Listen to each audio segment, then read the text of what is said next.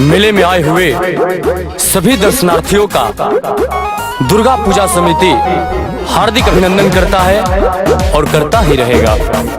मेले में आए हुए सभी दर्शनार्थियों से मेरा नम्र निवेदन है कि मेले में भीड़ ज्यादा है, इसलिए अपने अपने कतार में ही चले। धन्यवाद। तनी माइकवा में बोल दी ना भैया कि हमर मरद हमरा के मिल जास। अच्छा तू इतना हबड़ाइल काहे बाड़ू? तहर मरद मिल जाइए, पहले ई तो बताओ कि तहर मरद के नाम का हो? हमर मरद के भोला नाम है भैया, हमर मरद के भोला नाम हो। अच्छा ये बताओ कि तहर मरद तारा से छूट कैसे गईले? हमने के छोला खात रही जा, ओइजे से कहां तो चल गईले भैया। अच्छा हम माइक में बोल देता नहीं।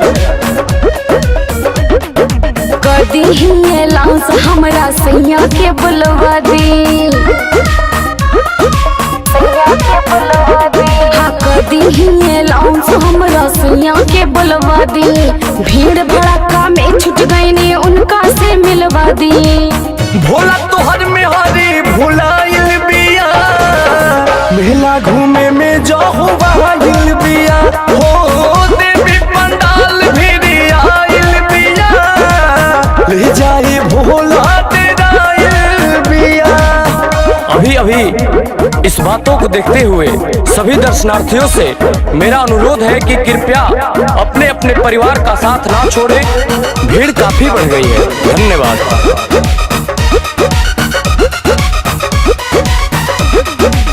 बोल दी कि प्रेम नगर हुए हमर गाँव हो, कही दी कि फूल कुमारी हमर नाम हो, कही दी कि फूल कुमारी हमर नाम हो। होके बिया कदे अपन नाव गाँव बतावे, अधवे जिलेबी लेके सीधा चुबावे। देखे हमरा देखल ता बोल घरे कैसे जाई, माइक ने कह दो हमरा दुल्हा से जल्दी आई।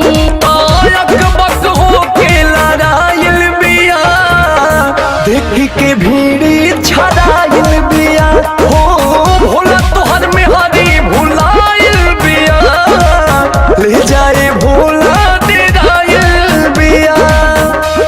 हेलो कृपया ध्यान दें, एक आवश्यक सूचना। एक पत्नी जो अपने पति से बिछड़ गई है, जो अपना नाम फूल कुमारी बता रही है और पति का नाम भोला, अतः भोला जी आप मेरी आवाज सुन रहे हैं तो पूजा समिति के पास आकर अपने पत्नी को ले जाएं। धन्यवाद।